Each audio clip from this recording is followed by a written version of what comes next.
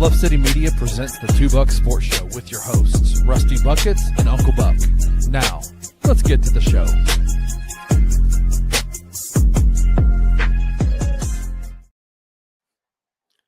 Yes, sir. Man, I wish y'all could see down here at the bottom. Kenny and I are still here vibing out, doing our show music. Welcome to your Wednesday edition of the Two Buck Sports Show. I am your co-host, as always, Rusty Buckets, coming to you from the front porch of hell, a.k.a. East Memphis. Man, Kenny, it is hot outside today, brother.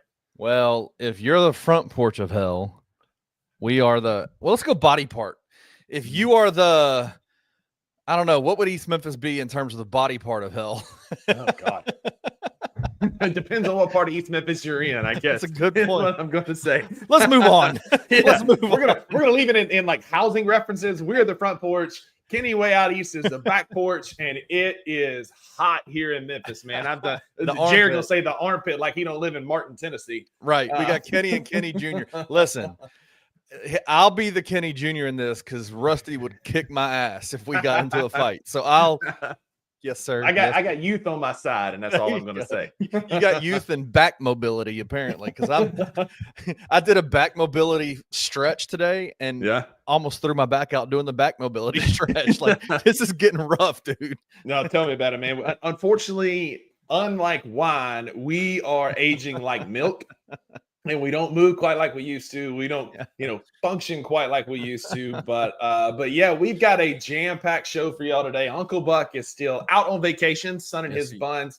I've heard that we have transitioned from a powder blue Speedo to more of like a leopard print.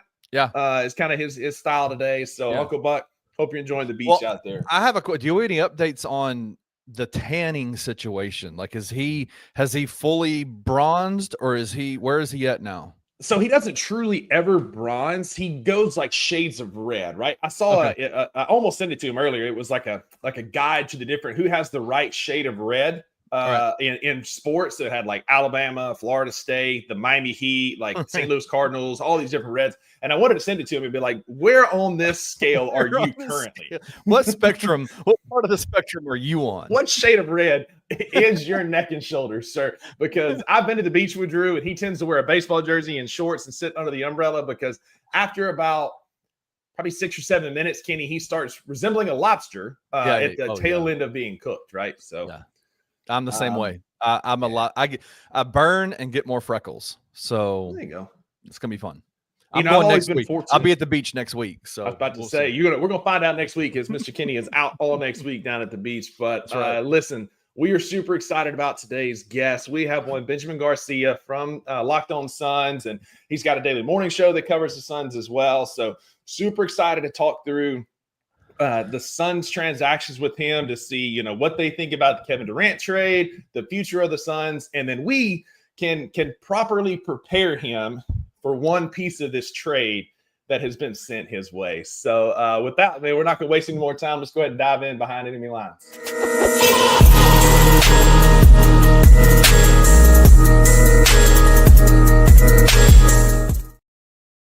Yes. What's up, man? Benjamin, how are you, sir? Thanks for joining us today. What's up, fellas? How are you guys doing? Sorry for being a couple of minutes late, but listen, that's unfortunately on draft day.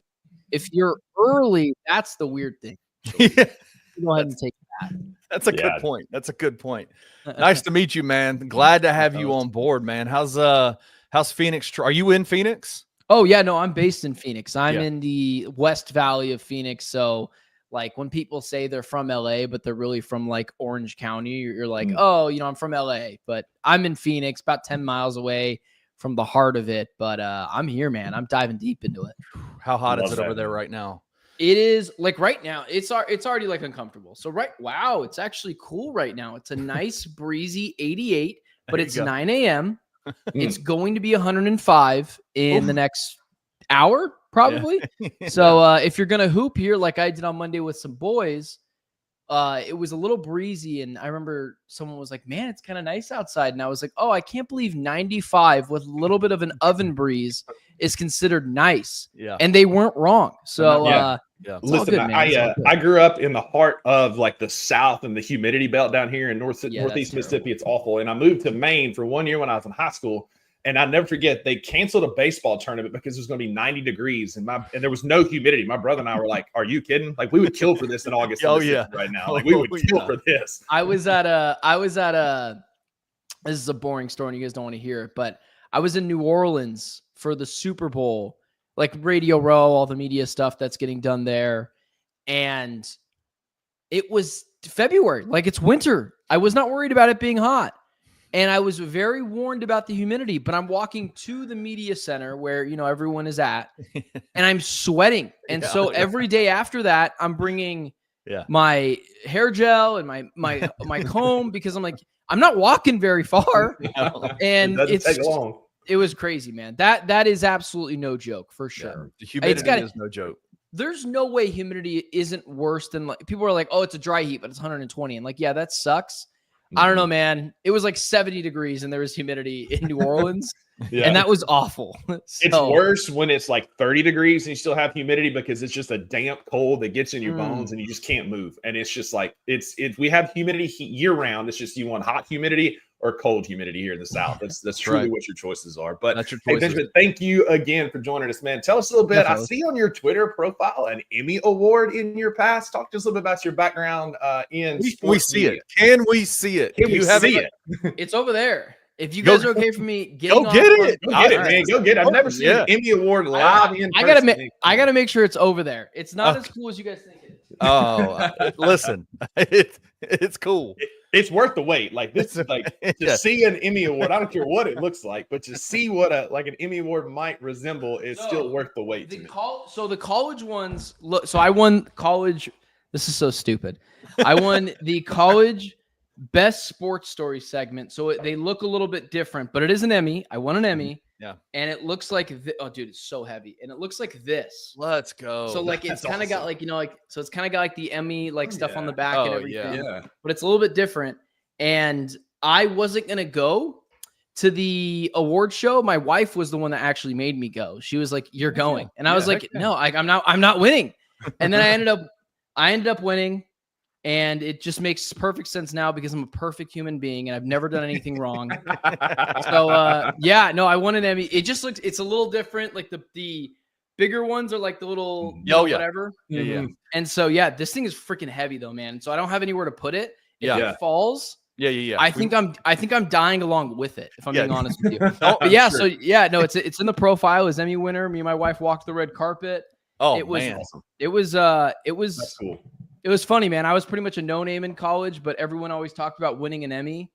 And I was like, no one's going to see this that I know, hopefully. But I was like, I'm such a jerk, dude. I was like, I'm going to win that just so I could show everyone how stupid it is. And then I won it.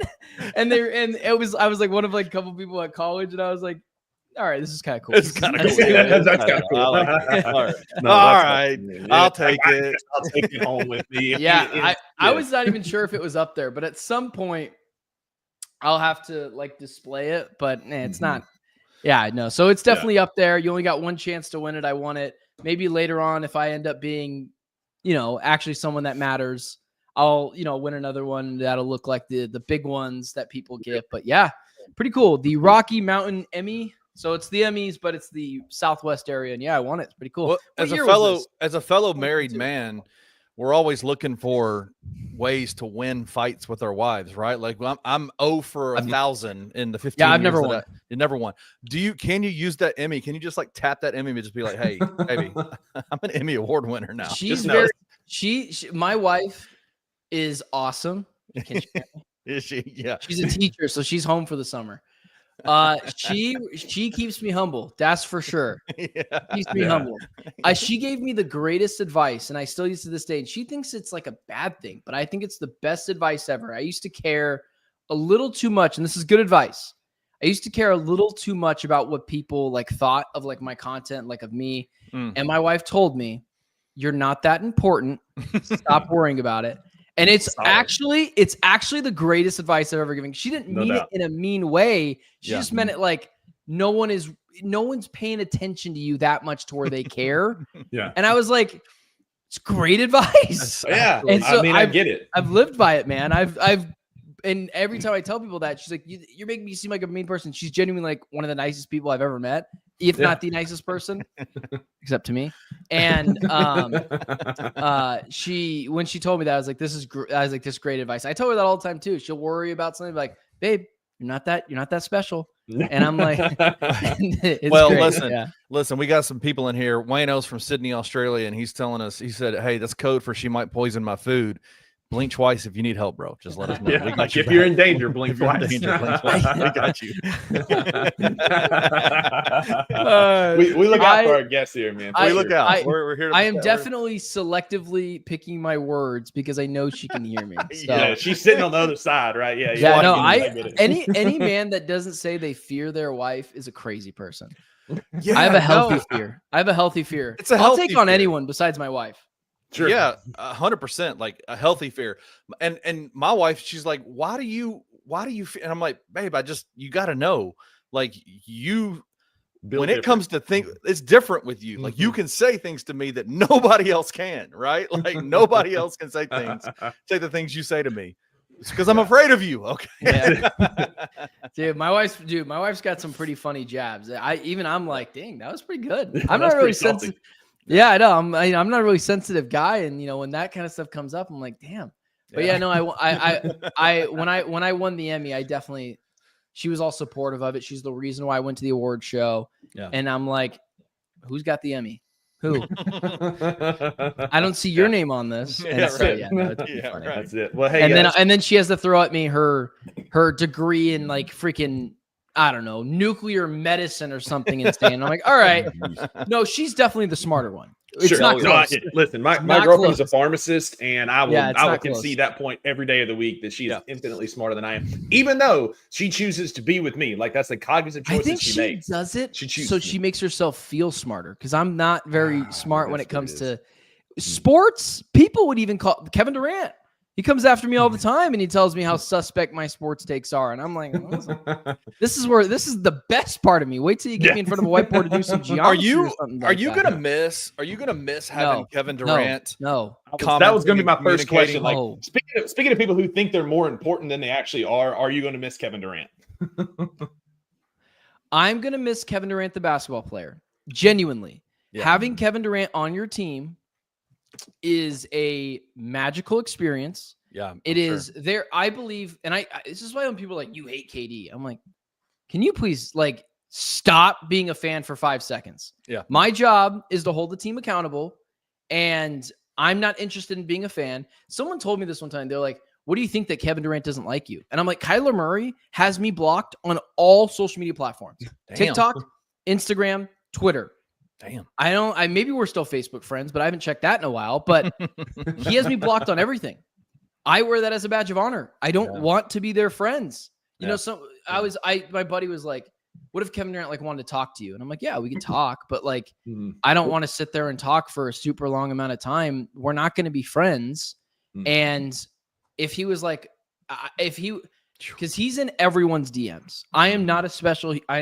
Really? So he's not only is he commenting like publicly, he's in DMs. He's in y'all's DMs. So I'm a little frustrated because he's never DM'd me, and I want to send the message that I've always wanted to send him, which is, Kevin, I have no interest in talking over direct message. If you want to come on the podcast, either mine or Locked On Phoenix Suns, we can do that, and you can call me whatever name you want. I don't care. My whole thing is, if I'm allowed to have an opinion, it's when people are like, are you upset that Kevin said this? Like, no. If I have an opinion on Kevin Durant is allowed to have an opinion on me. That is only fair. And, but I have no interest in going back and forth with him. But he's gone back and forth with like random accounts on social media. I'm not special in the Kevin Durant department. He's just made it pretty clear he doesn't like me. What is a little frustrating though is like the other day, like I posted something on Instagram. It was just could Kevin Durant go to these other 2 locations, even though he doesn't want to go there? And I had a guest on, and the guest was like, yeah, of course. And I like jokingly said, could he go to Toronto? Could he go to Minnesota? And I joked and I was like, maybe we send him to Lithuania and we get LaMelo Ball and they have another prospect, like as a joke. And he found that post and commented on it. He's the only one that commented on that post. And he just said, yeah, they should. That's where they should send you to cover basketball. And I'm not gonna lie to you, it was pretty funny. It's pretty funny. That's good. But like, that's solid. Yeah, it's little stuff like that where like he's jabbed at me and like, so I take it all with a caveat of like he is a top 10 basketball player of all time, ball player, in my opinion. Mm-hmm. I have players that I'm just like, I don't know how you could see those two play basketball, and you think that person's better than Kevin Durant, but whatever, it's fine. I think Kevin Durant has not done himself any favors with people in the media going after them, so they hold that stuff against them. I am not like that. I still think he's freaking awesome. Mm-hmm. But Kevin Durant, the social media person, I tweeted something the other day that I deleted really quickly. I never delete tweets, but I'm so over dealing with Kevin Durant. But he went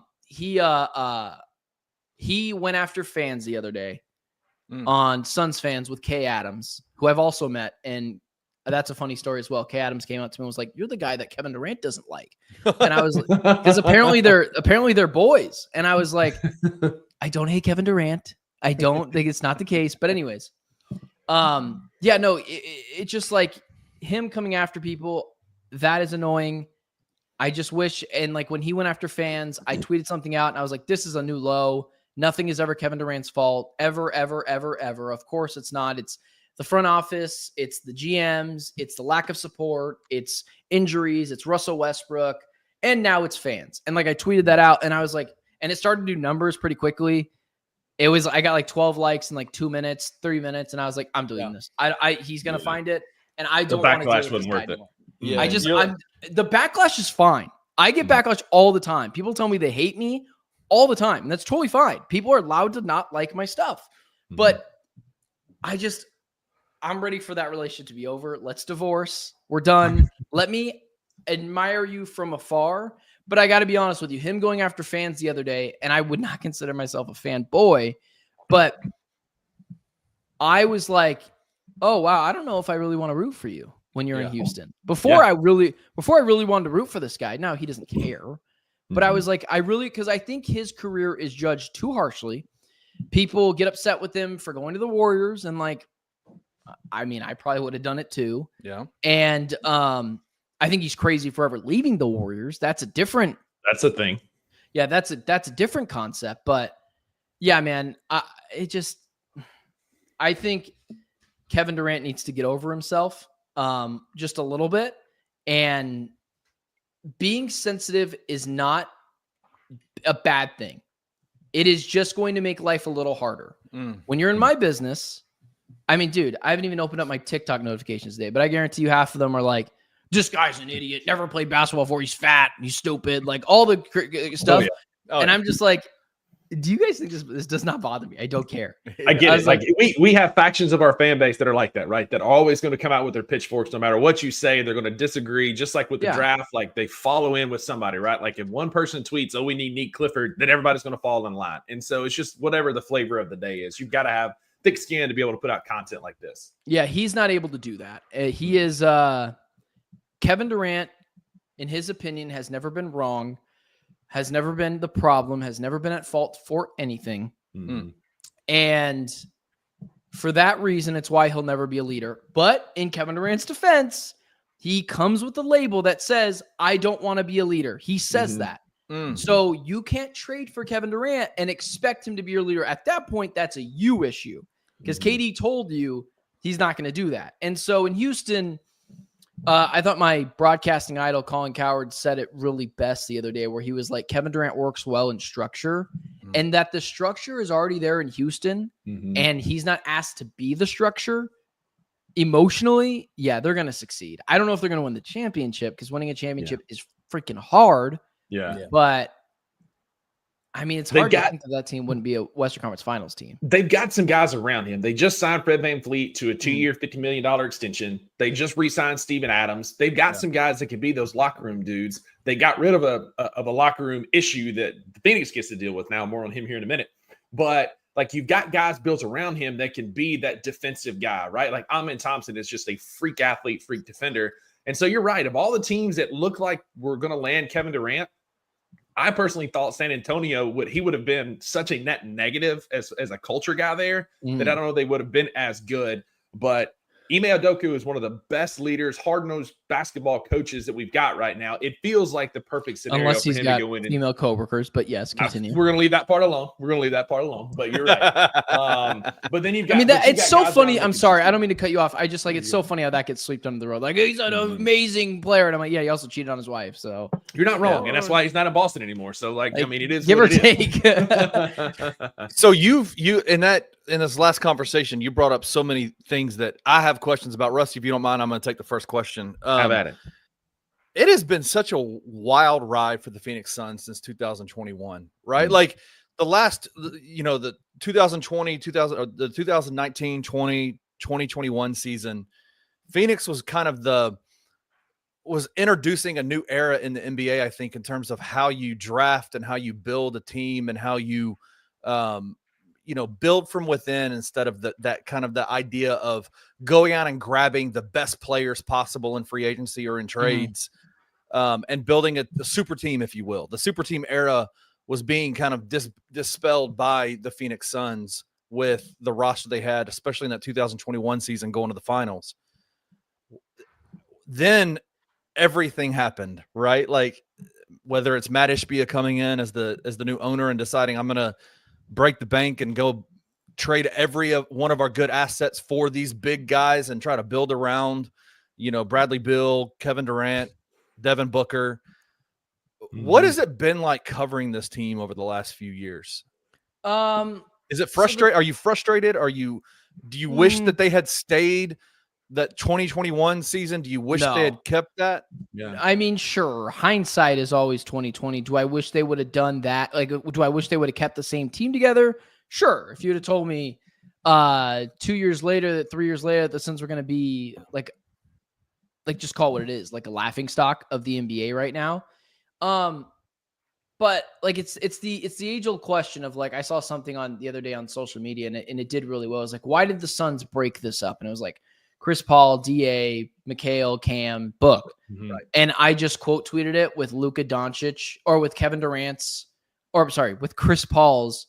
Chris Paul hits a huge three to cut the lead to 46. Mm-hmm. That team ran its course. Everyone remembers 2021, which is like kind of great that no one really remembers 2022. Right. But like the Suns kill it in 2021. So 2020 is the bubble year. They go 8-0. Bubble Suns are the greatest team of all time. 2021, they make the finals. And this is the caveat. The Suns, this is what gets me in trouble, man. This is when people are like, oh, fanboy. I'm like, no, I'm pretty honest. This is what gets me in trouble with Suns fans, which is why hot or cold, sometimes I hit, sometimes I don't. And I'm okay with that. I'll wear it. 2021 Suns team. They had their injuries too. Chris Paul got COVID. They won both games in the Western Conference Finals. He also hurt his shoulder. I think it was like his shoulder, the nerve thing against the Lakers. And he literally couldn't move his arm. Couldn't dribble the basketball. To be fair, though, the Lakers did lose AD after game 3 in the middle of game 4. The Nuggets, who they swept, now they swept them. Jamal Murray tore his ACL that year. Mm-hmm. And then in the Western Conference Finals, they played the Clippers without Kawhi Leonard because Kawhi Leonard tore his ACL in the last round. And then they went up 2-0 against the Bucks in the finals. And even Mikal Bridges said, we took our foot off the gas, which should piss off everyone, but it doesn't. And then the better player, like I thought Devin Booker was going to reach the superstardom mark when at that point.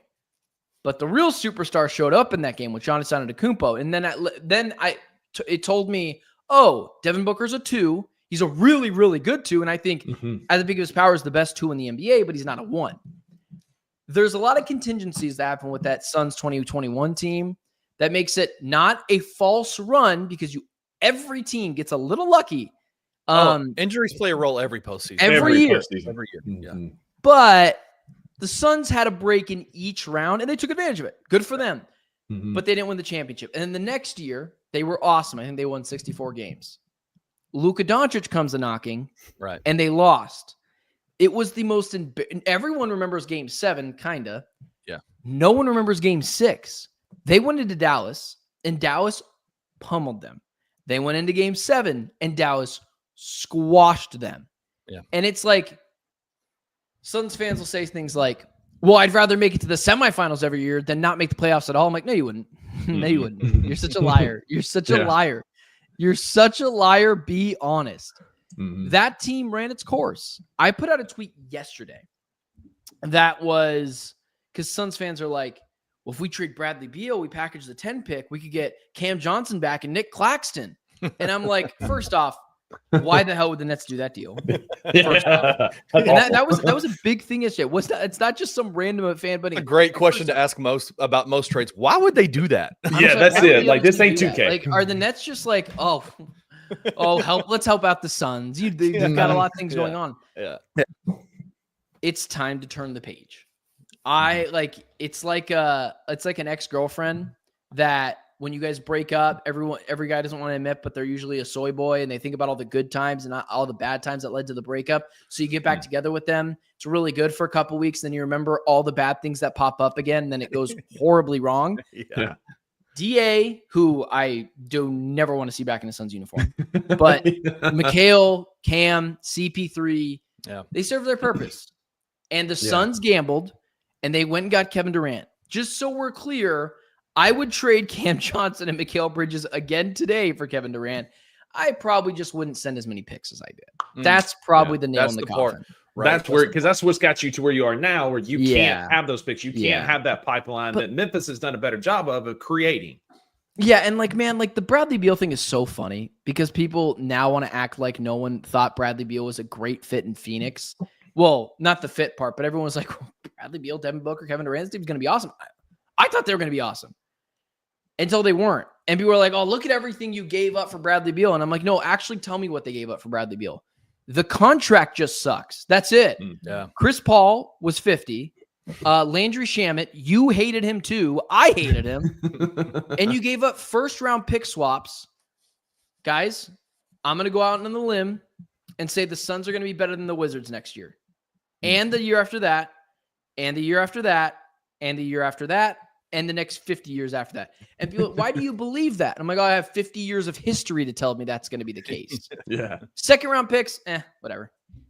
I just don't really care.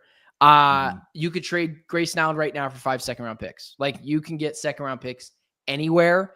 That's not that big of a deal. Bradley Beal, the contract just sucks, and that sunk the Suns. And in hindsight, it should have been very clear that was the case, but it ended up, we all got excited, including myself, and it didn't work out. I appreciate the Suns taking a swing, but now it's time to realize, okay, we took enough swings. It's time to scale back a little bit and not rebuild, but retool. I do think there's a world where if the Suns retool properly, and they haven't so far, especially with this Kevin Durant deal, that Devin Booker can go supernova Devin Booker and lead this team to a 6 seed, lead this team to a 7-8 seed, win the play-in, make the playoffs, and that their high end could be a surprise first round winner. They're not making the playoffs. They're not making the championship. They're not making the Western Conference Finals.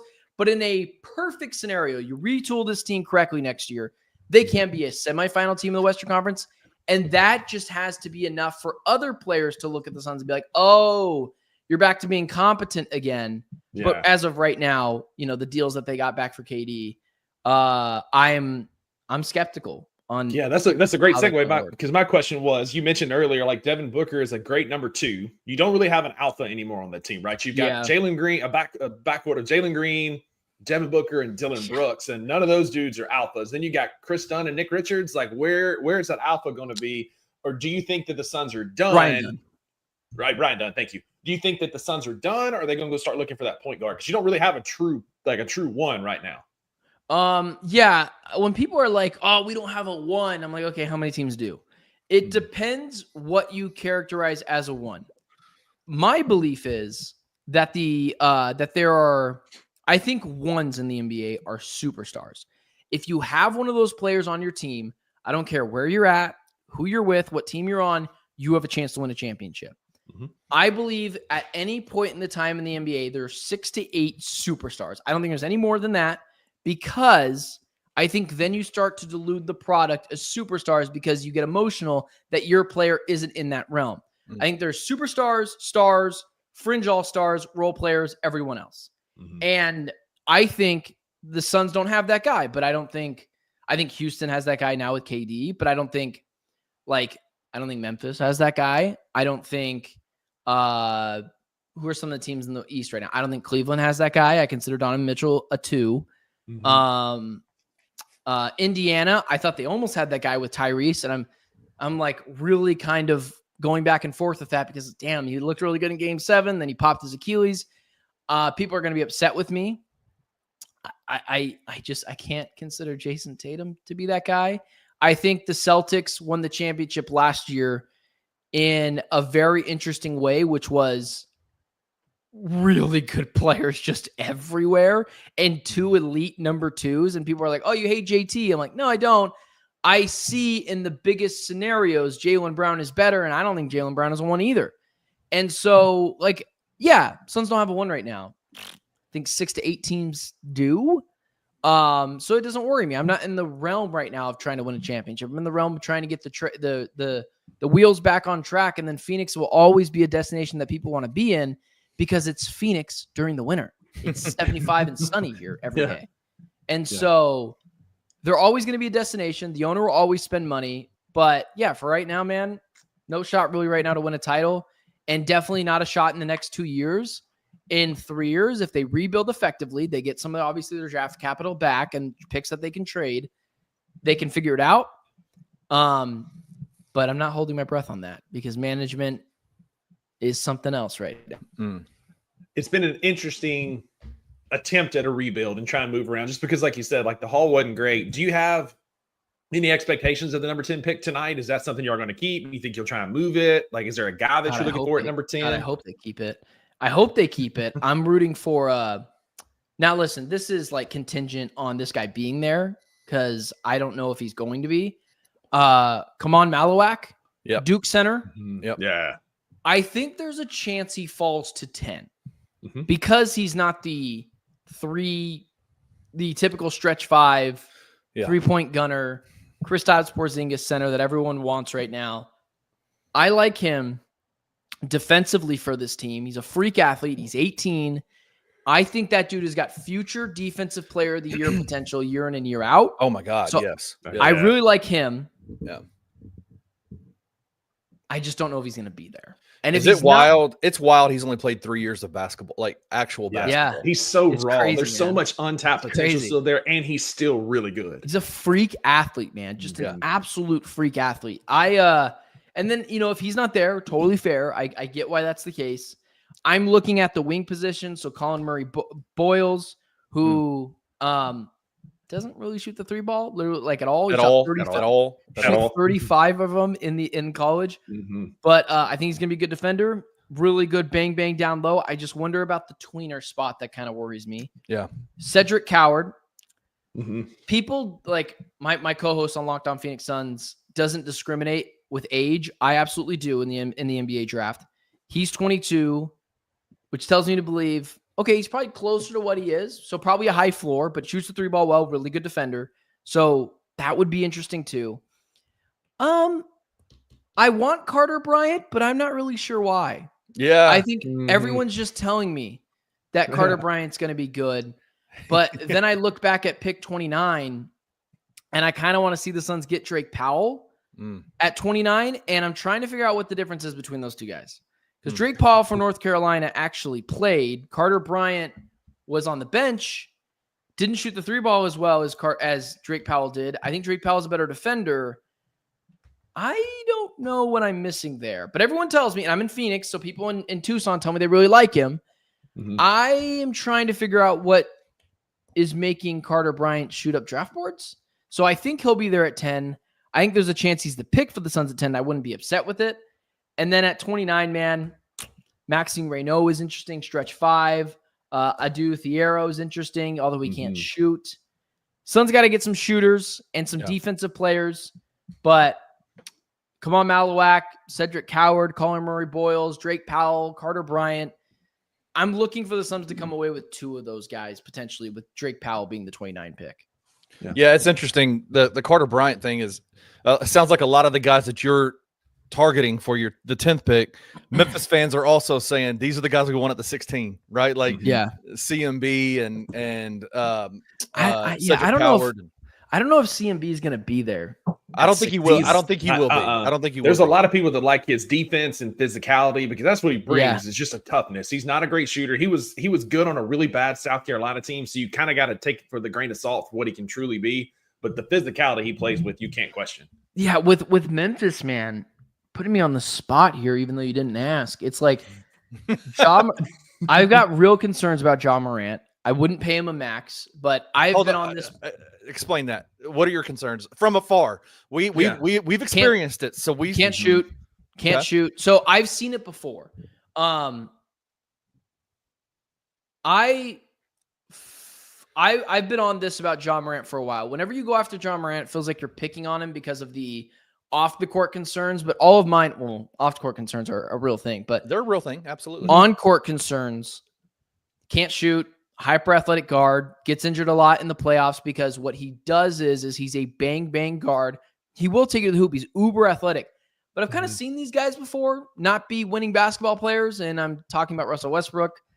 Derrick Rose should not have won the MVP that he won, but no one wants to hear that.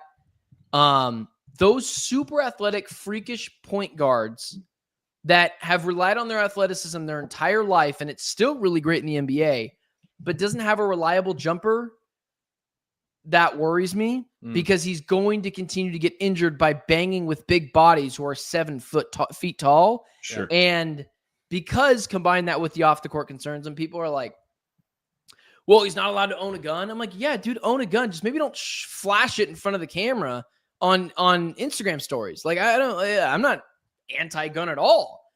I'm more, can you just not be stupid? I'm pro, don't be stupid. And that kind of stuff shows me a lack of judgment as well. So I would not pay that guy the max, and I'd be very surprised. Now, yeah, Charlotte give him a max. Maybe they're a dumb organization. Wizards might, they're a dumb organization. But like, would any competent organization give that guy a max? I'd say probably not. Jaren Jackson Jr., I would. Stretch big, defensive player that's a freaking monster that I think probably should have won Defensive Player of the Year, but didn't.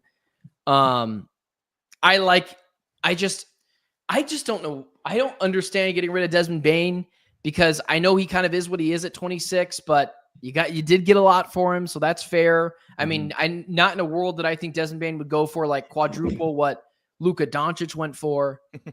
Well, that was an Adam Silver thing. Yeah, that was 100% cooked in the back room. And, dude, if the team calls you and offers you essentially 5 firsts for Desmond Bane, you don't say no. That's why he got shipped out. I get it. But you don't say no to good player, 26. Memphis might be running from the second apron, which they would be in if they paid like all those guys maxes. But like every team is running from the second apron. That's not me going after them. Only dumb organizations are in the second apron and it didn't work out. But like Boston, right? Good organization, they're just running from it, which is honestly kind of nuts to me, which leads me to believe that I think they're just tanking. They're tanking, bro. 100%. They're breaking it up, man. Yeah. Well, like if you tank it and you get someone good next year, but like the draft lottery, who knows? But then again, Adam Silver, I don't know. I mean, but who knows? You mean you do him a favor and you get the first overall pick, get Cooper Flagg, who could be one of the best players in a while. So, but, it might work out in like the Memphis realm, everyone wants a 3-and-D player, literally everyone. So if you could get like if Carter Bryant fell to, I think it's 16, right? Right. I'd run to the podium. Because then I think it's good value. Carter Bryant at 10, I don't really know about that. But yeah I'd agree. Just a 3-and-D guy that can bring some offense, alleviate some pressure from Ja, but also play well defensively like Desmond Bane did. If you get that guy, then yeah, dude, I think it'd be a good spot for Memphis to be. But I think you should also think about Memphis being a trade-up team and potentially trading up with the Suns because the Suns don't have any draft picks. So if you could get a first-round pick next year and Memphis' 16th overall pick for Memphis to move up to 10 to maybe get like Colin Murray Boyles, maybe they like him, I'd do it. And like if you're Memphis, you have so many freaking first-round picks. Like why not? But that's only if you really love someone. If you don't, then stick and pick with like Carter Bryant, who I think at 15, 16 is a totally fair pick. So yeah, man. We're both kind of team F those picks, Zach Kleiman said in the exit interviews that we unintentionally got younger. We won a draft in this draft, but if that can turn into moving back, let's say, a Brooklyn to get that 26, 27 pick somewhere around in there, they take the 16, we bring in another player, create some cap space, because we are up against it, having to re-sign Jaren Jackson Jr. because we don't want him to even sniff unrestricted free agent next year. A 20-point per game DPOY candidate is not somebody that you risk walking out the door. So, like, for us, what we're hoping for, what we're seeing a lot, the tea leaves are Zach Kleiman always makes trades on draft nights. He always jockeys around a little bit. Typically, it's 4 or 5 picks either way. The 10th pick is probably in play, but I would prefer us to move back a little bit, take a flyer on a wing that's in a deep draft that could be good value, 20 to 22 to 26, somewhere right in there. That, to me, feels like a win for us tonight when we're also trying to kind of make our team a bit more vet savvy when we've been, like, unintentionally young for the last couple of years. Yeah. No, I would get that as well. I just think if you can find that wing, that's where I think Memphis would go. Same with a lot of different teams, because you're in one of those realms where, like, you think you have the point guard, and you have the center. So obviously, you just got to find the spots in the middle. I'm just surprised that a team like Memphis, when they were fully healthy, were like in the playoffs, and they just decided we're good. Like, that's what drives me a little insane. That's why this stupid CBA is so dumb, and I cannot believe the players went for it. I know why the owners went for it. Oh, yeah. You're telling me we have to spend less money? Yeah. Hell yeah. Yeah. The players, I don't get it. Like, I get the Supermax thing, but it's like you have the uberly wealthy and then the poor, like the vet minimum guys. And so I'm like, yeah, you're helping out the 1%. Why? What about everyone else? So I don't know. I think CJ McCollum is the president of the Basketball Association right now. So maybe we could just blame him. But that was nuts. Yeah. Like, I didn't really understand. He got shipped to Washington for his trouble. So I guess that like karma's a real thing there. Dude, I don't know if team is like that dude's making $33 million a year next year. Yeah. In Washington with all the other senior league guys. How about this? You guys take on Bradley Beal and we'll take on John Morant. Just, you don't have to say anything. Just say yes. Hell no. Say yes. 3 years ago, yeah, 3 years ago, we wanted Bradley Beal 3 years ago to play alongside John Morant. But why not now? Think about it, man. You can just keep Ja. We'll just give you him. No, we don't need that contract. No, thanks. No, he loves it in Memphis. I have a very healthy fear of institutionalized losers. And that's we don't deal, man. We actually encourage it here. Encourage it in Phoenix. No, we do not. We don't have that concern. All right, so we do have a real question because we can kind of commiserate with this, but are you truly ready for the Dillon Brooks experience? Dude, Phoenix? I like Dillon Brooks. You guys are okay. You do now. I like this is part of the experience. Hang on. Before he laces it up, this is part of the experience. We like Dillon Brooks. He's an edgy player. He's a great defender. He can get us some buckets. Oh my God, why is he still shooting? Dillon, stop shooting the basketball. Like this is what's gonna happen. So I understand why you guys have that guy. I had Jackson Gatlin of Locked On Rockets on my show yesterday, and he was telling me that like Dillon Brooks, granted he was only there 2 years, is in like the role player Hall of Fame for the Rockets. Because that's he how was much there they 2 love years. Because he was there. To be 2 fair, years. though, He was there 2 years. for you guys in the final year of Dillon Brooks with Memphis, like they wanted him gone. Like it's very telling that they were like, yeah, get this guy out of here. And I was very critical of him for, I don't care that he was going after LeBron. I was like, yeah, dude, I don't care about that. I don't care. I But- love it, honestly. not answering to the media after you lost. That's the problem. The issue. I was like, dude, Come you're on, being bro. a punk now. Now it looks like what you're doing is being a punk. Like there's no shame in losing to what I think is the greatest basketball player of all time in LeBron James. But regardless, right? We'll just to exclude arguments, top 2 player of all time, right? There's no shame in that. I appreciate you going toe to toe with that guy. Now don't walk out in the media because you got your tail tucked between your legs. To be fair, I totally agree with that Dillon Brooks experience of like he shot themselves out of games often. Oh my God. But he was shooting 30% from 3 in Memphis. He shot 30 in his final season. He shot 37, and then last year 40% from 3 for the Rockets. So I understand why they loved him. So it depends which Dillon I'm getting. Am I getting Dillon the villain, who is like everyone is like, oh, he's an elite defender. He's pretty good. He's also a little undersized, but he's pretty good defender and he's strong. If I get Dillon that can actually hit a 3-ball and be a plus defender, like not elite, but a plus defender, yeah, I love Dillon Brooks here. And I like his contract. Early for us. He starts there. Like the first 3 or 4 years, his rookie year, like he was just that dog defender, great hands, very smart defensively. He makes up for that lack of size. But like I have like severe PTSD of him absolutely shooting us out of games totally when you've got a healthy John Morant and a healthy Jaren Jackson Jr. And Kenny, you can attest to this. You got the quote better than I do. He said, like, I am that guy. Like, I am going to be the scorer, the guy for Memphis's offense. Like, that's what he wants to be in a game, in a post game. And this is why I am so excited to follow you all season, because in a post game, there's a lot of things that don't hit the national radar. So folks in Phoenix that win Emmys don't see these things. But he said, he said, there's only a few of us, but okay. Right. Right. He said, I am the guy.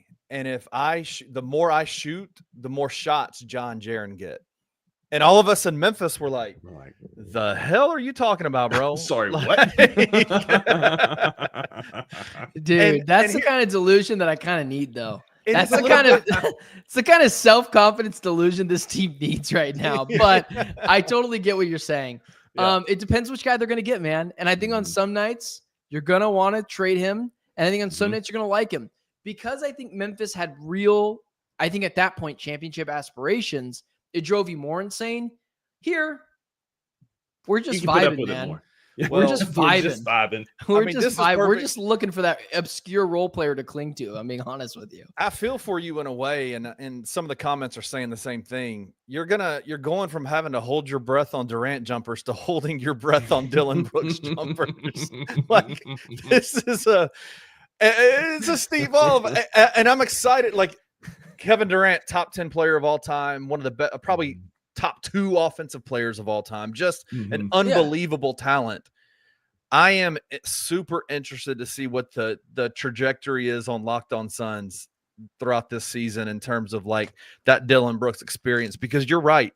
I think it was a few years back. He was, I think, still on his rookie contract, and he had about a 3-week part of the season where he just went crazy and just was awesome. Filling it up, man. Filling it up, and got a 3 or 4-year extension out of that 3-week experience, right?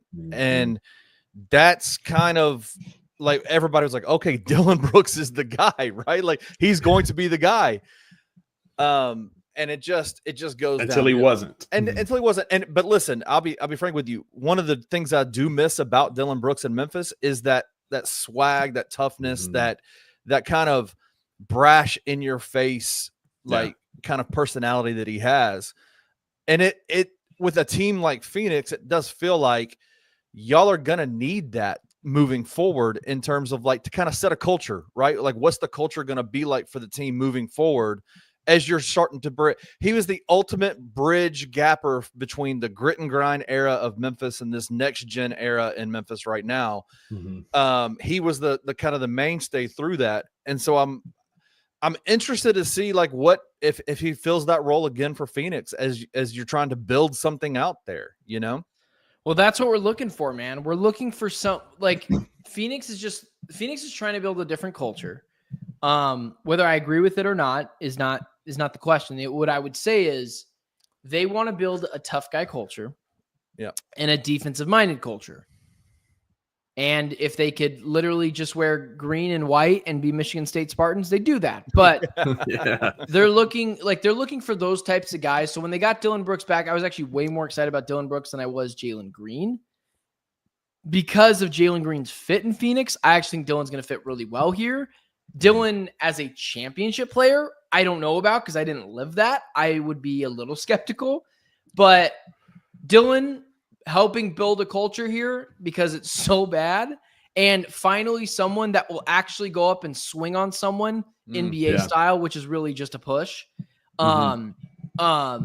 Great, because dude, people just bullied the Suns last year. They weren't scared of anyone, and the Suns turtle shelled anytime someone got up in their face. So finally someone to show a little bit of fight. I think he's going to be beloved here in Phoenix for now.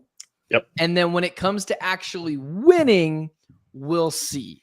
That's where the problem comes with Dillon, because he can contribute to winning basketball and get you there. But in that winning moment, he can be a problem. He will take shots away from Devin Booker thinking that he is that dude that can finish this game. And that's where I can't wait to see the full Dillon Brooks experience that comes with that. So I have a question for you about the roster construction of the Phoenix Suns. Like, do you think, and I think Rusty asked this a few minutes ago, but do you think that Phoenix is done? I mean, you'll have a plethora of backcourt guys that kind of do the same thing with Jalen Green, with Bradley Beal, with Devin Booker. Do you see any more moves being made? Do you see? Yeah. I heard rumors that Jalen Green might be rerouted. Do you think Devin Booker was helped hire the new coach? Like, do you think Devin's on the?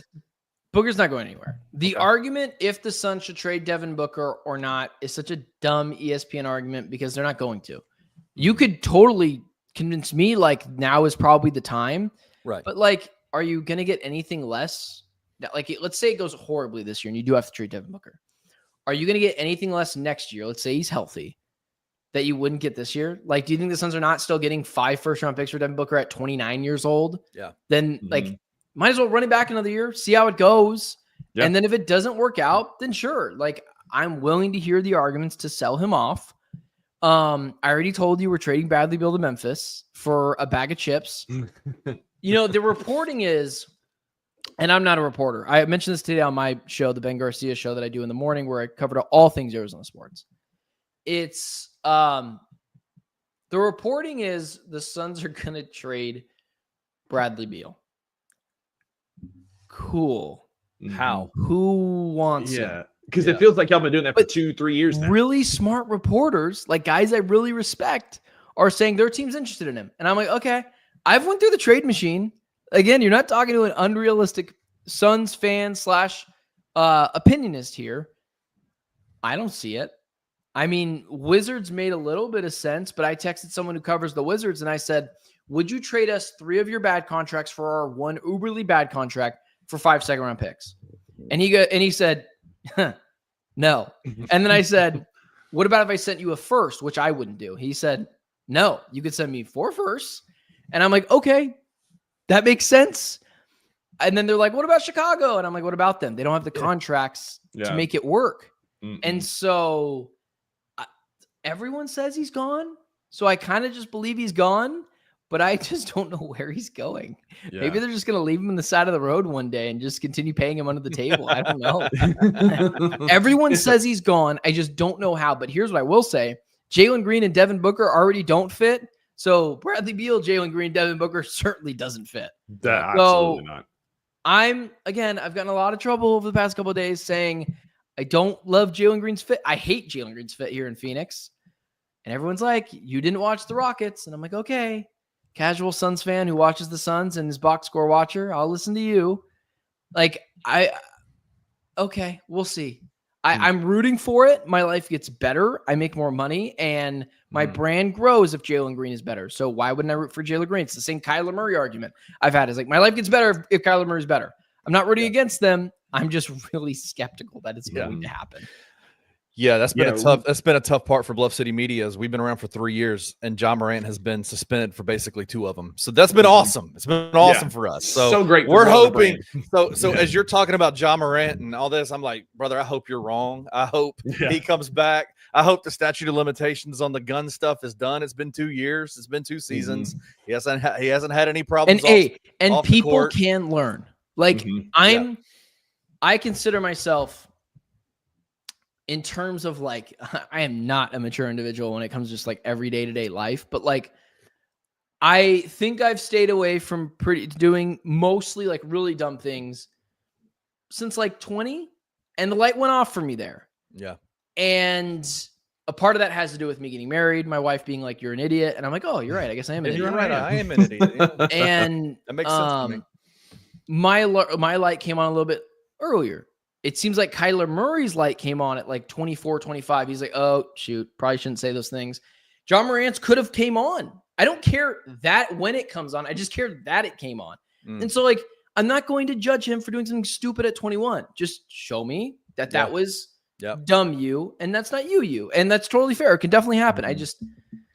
My biggest on concern, the court, I wonder. My biggest concern is what you just said, is the on the court stuff. It's when Ja Morant is actively engaged in playing and he's playing.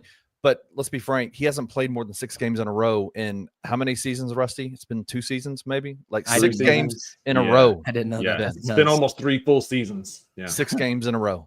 Like, so we're talking, I mean, that's I think the real concerns moving forward are not necessarily the character off the court stuff. That I think honestly, nationally, that's been relatively overblown.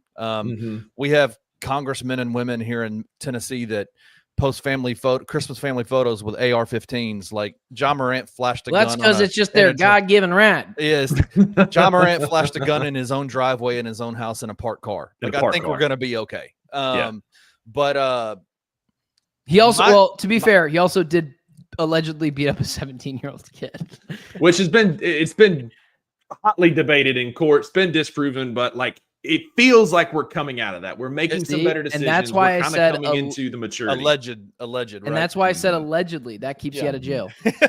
Yeah, allegedly keeps you out of jail. Well, hey, Benjamin, I know, like we said, it's gonna be 20, 25 minutes. Went a long time. Thank you for hanging with us. Tell the people here where they can if you guys do that again, if you guys do that again, I will never show up again. Yeah, I appreciate that. It's fun when people want me on. Like, yeah, sure, like whatever. But like, it's fun to chop it up. I used to be the kid. I still am the kid.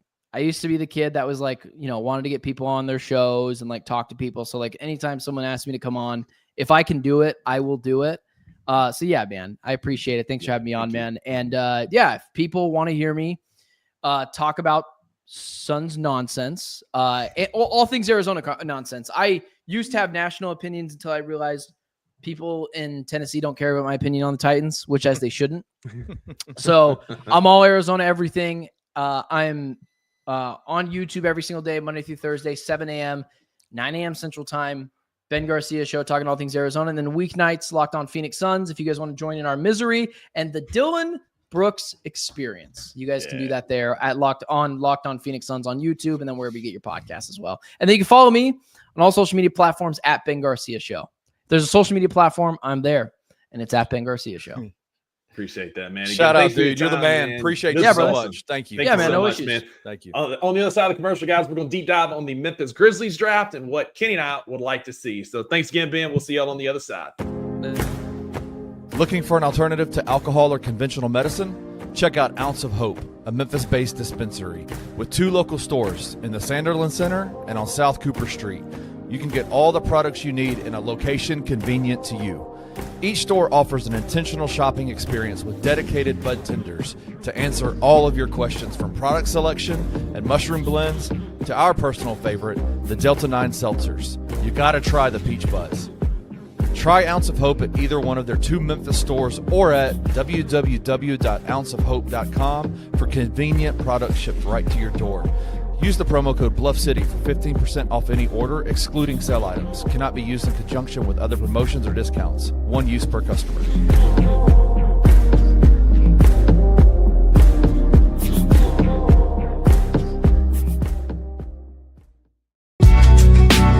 In the heart of the Highland Strip for 27 years, Trilogy Tattoo has helped tell stories for Memphians for generations. Located at 530 South Highland, Richie and his team are waiting to help you tell yours. From tattoos to piercings, your body art should be as unique as you are. Voted a Memphis Flyer top 3 tattoo shop in the city of Memphis since day one. Your story will be safe here at Trilogy Tattoo. Open 7 days a week, Monday through Saturday, 11 to 11, and 3 to 11 on Sundays. They have convenient times waiting on you. Let Trilogy Tattoo help you tell your story.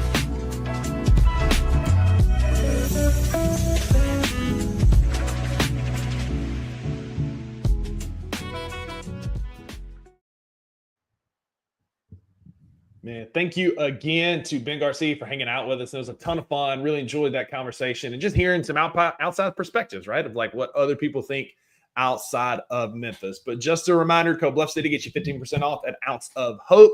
You might need some rebound capsules after what happens tonight in the Memphis Grizzlies draft room. I guess we'll see, Kenny. There's a lot of there's 7 hours before we kick off. And so it'll be probably well into the night before we know exactly what Memphis does. But we talked about it a little bit with Ben, man. Where are you still F them picks? Are you more like, hey, let's pick at 16? Where are you landing right now? Wait, John did what? Oh, listen, before we get into that, I want to say I do, and I want to thank Ben for coming on. I do really enjoy hearing outside Memphis media perspectives on Ja Morant. I do think it's hilarious that we're still talking about that bullshit. Sorry, didn't mean to cuss. Agreed. It is what it is. But it is what it is. I think the concerns of the off the court stuff are relatively over. The statute of limitations on those are over, right? Like, they've been disproven in court. They're 3 or 4 years removed from any kind of issues. Like, I feel like we're kind of coming out of that, but it's fun to still hear those like in pockets around the league.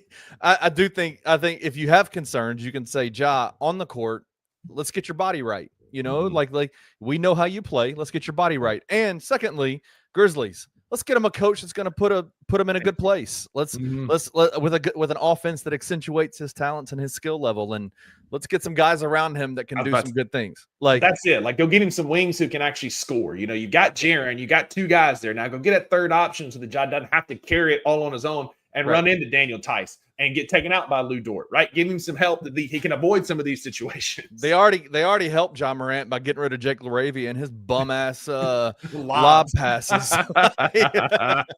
And can't nobody on this team throw a lob but Ja Morant. We've seen Luke try, he couldn't do it. Like, nobody can throw a lob. So we need to get some actual scoring guys. So I hope that we'll see some of that tonight for sure. You know, let's get to the draft. For me, I am adamantly against moving up in the draft. I do want to see the Grizzlies take players. I want them to be in a position coming out of this draft where they are able to sign Jaren Jackson Jr. this offseason. I do not want them to wait to next season. There's so many, so much. It complicates things so much. And then you add in the aspect of Jaren is, and we talked about this on Anthony's show yesterday, Jaren is still Supermax eligible. If he comes out and does what we think he can do next year, he'll be Supermax eligible. And so you want to get him you want to get that extension done this year. And so if you can do that, and if you need to do that to be able to do that and do that in a financially, viable, feasible way, you need to back off the 16th pick and move down and attach a jitty contract to it. Then, man, I'm 100% down for that. I don't think they should be drafting anybody in the draft this year that they think is going to be an active participant on the floor next year. You couldn't agree more. That's where we ran into this last year, right? We got lucky that Jalen Wells and Zach Edey were as good as they were. Injuries and coaching malpractice, notwithstanding.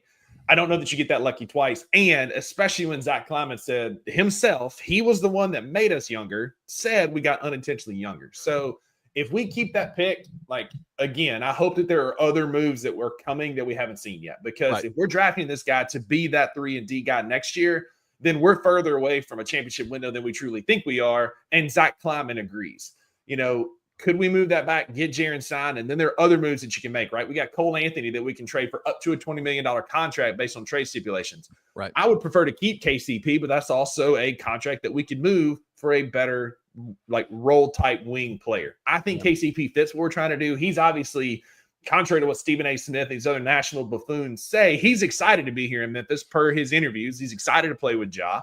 Right. And so I want to keep a guy like that. I haven't seen anything about Cole Anthony, which tells me we're probably shopping that contract to see what we can get. We didn't hear anything from the Grizzlies, did we? Like, they didn't even put out one graphic. They made one graphic. Did they make a graphic? Okay, I didn't even see it. It happened, like 12 hours after it happened, they put up a picture of KCP and Cole Anthony. Now, they've highlighted KCP a couple times, but I've not seen anything else about Cole Anthony, which makes me feel like they called him and was like, hey, man, don't even hire a real estate agent. Don't even look at Zillow. Like, we're going to move this contract, right?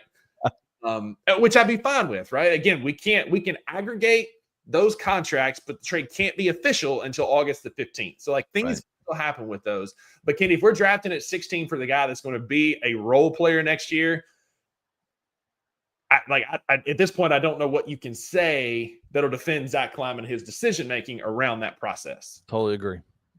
You can't defend it. I don't think you go get a guy that Chris Dotson has spoken about it a few times on our network and in his articles.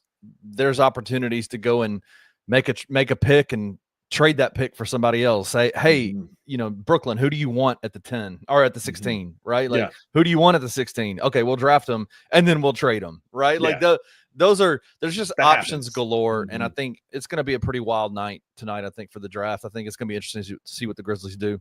Agree, because here's where we're at, right? Shout out Bobby Marks. He always tweets these out, kind of telling you where the teams are at the end of the season. And I appreciate these because I'm a visual learner and kind of a dummy. So this helps kind of bring it together for me in one place, right? So we kind of know who some of our starters are going to be. And KCP right now feels like he's in there, although I would swap it and probably say Jalen is more of our 2 guard and KCP would be our small forward. But at this point, it's semantics. You look over there, free agents, right? We got Santi Aldama kind of looming. Some of the rumblings, Mark Stein reported that we're going to try to fend off suitors for Santi Aldama, which to me is a bit silly given the fact that there are options that we can go out there and get that might be a super Santi, somebody that's better. I still hope that becomes kind of a sign and trade option for us. But I mean, as you can see here, man, we're right up against that salary cap and that threshold. I think we were talking before the show, like, I think we're going to have basically around $6.8 million to play with if we re-sign Jaren to the true vet extension this offseason. But I think that's a non-starter, right? Like we talked about, you've got to get Jaren under contract heading into next year. But what are we going to do with those fringe pieces around it? Like, I love Gigi Jackson Jr., Kenny, but is it time that we kind of pair him with some stuff because he doesn't fit the timeline that we're on? Yeah, that reserve section is interesting to me because I think that reserve section could look absolutely different, and I think that's why you traded a Desmond Bane so you could get some assets back that you could then attach some of these reserve contracts to, right, and make some moves. It'll be interesting. Yeah, I appreciate Ben and what he said. Like, I appreciate we could make a pick swap, right, where we get the 10th pick, they get the 16 and their pick back next year. But brother, that's going to cost you a lot more than what you're willing to offer, because that pick is very likely going to be a lottery pick next year because the Wizards are going to be bad. I don't know that the Suns are going to be a lot better next year. Will they be better than the Wizards? Probably. But I don't know that they're going to be a team that's not in the lottery pick next year.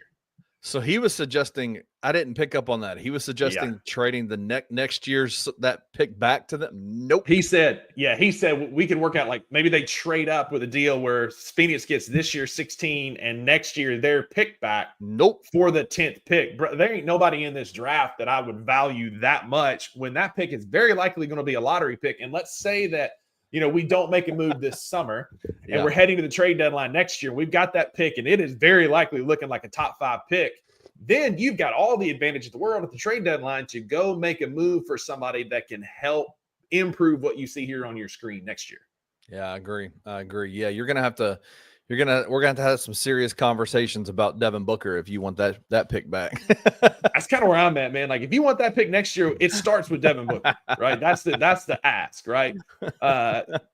Even Jalen Green, I don't think is quite enough for me to send that pick out. It's going to starting in with Devin Booker. So Kenny, we're still, like I said, about 7 hours away from knowing what's going to happen. I think the only thing that we can truly know is that we don't know what's going to happen tonight.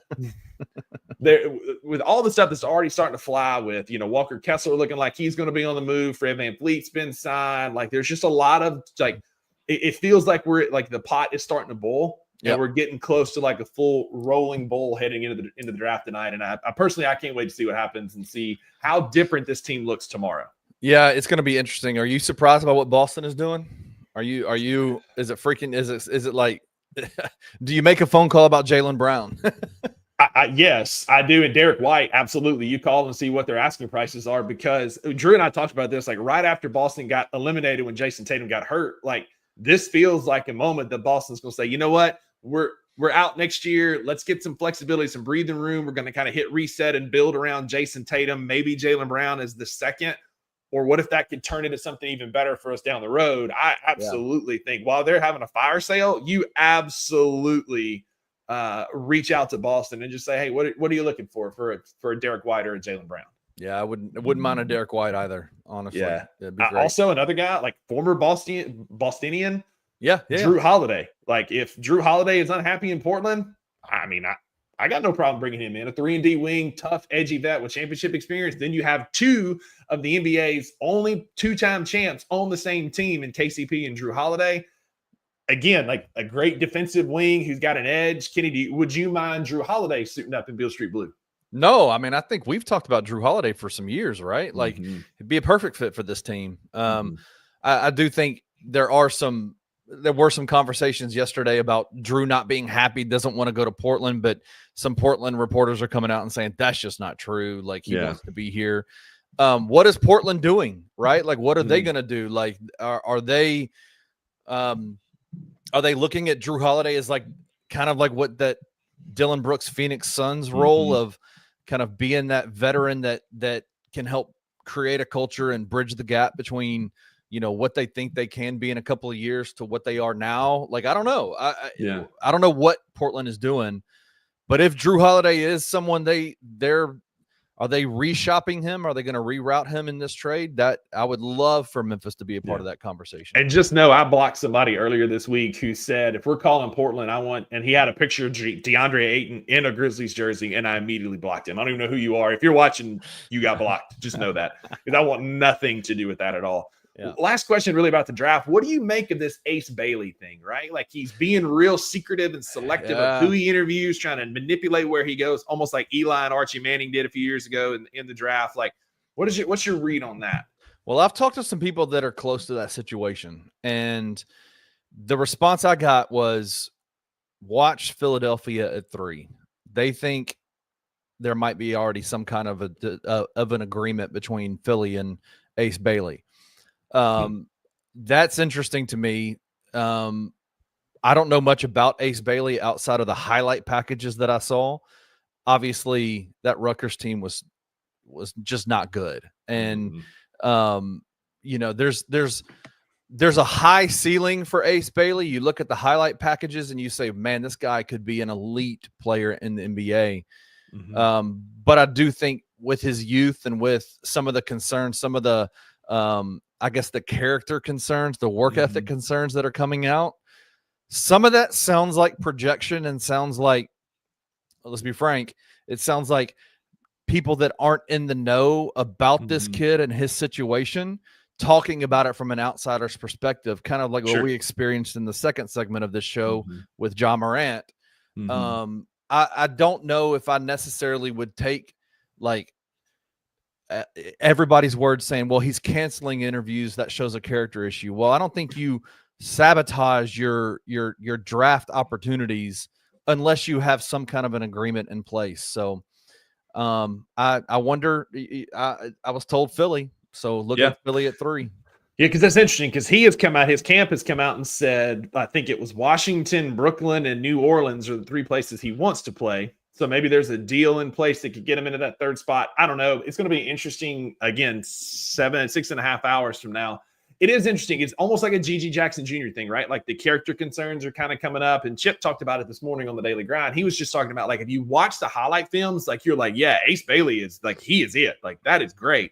Right. But then you see, like, the game as a whole. And I honestly, I didn't watch a lot of Rutgers basketball this year because they were cheeks. But like he said, like, there's still some development there, right? And so maybe this is part of that. I am pro, like, getting your bag and you know, watching out for yourself. We saw, like, the Ball brothers, like, all that scenario drama unfolding. I don't know if it's going to that level, but it's just interesting how he's being treated in the national media on the eve of the draft. It is weird. It is weird. You have to wonder if that's coming from other front offices that are just posturing and trying to, you know, create this, like, issue with other front offices saying, well, okay, if they know about character issues, what's going on here? Like, let's make some, are we going to kind of maybe scare people away from picking him? Sure. I don't know what. There's so much smoke and mirrors in NBA free agency and draft and whatnot, more than really any other professional sport. So you have to wonder how much of it is that. Yeah. Listen, the kid's a fantastic ball player. He's going to end up where he's going to end up. And if he's got to deal with, you know, a top 3 team in the draft, I don't blame him for not working out with other teams, but we'll see. We've also seen teams promise things in the first round and them just welch on it and say, no, never mind, you know? So I hope it works out for him. I really do. I also agree with Wayno. He doesn't have character concern issues. He watches Bluff City Media. I'm right there with you, Wayne. Yeah, exactly. Yeah. Exactly. So hey, y'all tune in. We've got the Anthony Sane show coming up in about 2 hours this afternoon. It's going to lead you up to the draft. You never know what's going to pop up during the draft. You might see us, you might see other people. Y'all make sure you tune in and turn those notifications on. If you're here at the hour and 15-minute mark, first of all, thank you. I appreciate y'all hanging out with us today. Turn those notifications on, like and subscribe. That helps us to boost in the YouTube algorithm so that we can get these goofy faces out in front of the masses. Whether or not you like that, we appreciate the help for sure. But we'll be back here on Friday, recapping the draft, talking about what happened. In the meantime, you got Anthony Sane today and tomorrow afternoon, the Daily Grind Thursday and Friday morning. Kenny, I appreciate you being here with me today, sir. Thanks for filling in for Drew on his absence. I appreciate the conversation. Again, thank you again to Ben Garcia for being here as well. It's always fun to get outside perspectives and guys to join in like that. But in the meantime, go be a friend to somebody who needs a friend, and we'll see y'all back here on Friday. Thank you for tuning into this episode of the $2 Sports Show. If you enjoyed this episode, subscribe to Bluff City Media's YouTube page, like this video, and leave a comment. We will see you back here in a few days.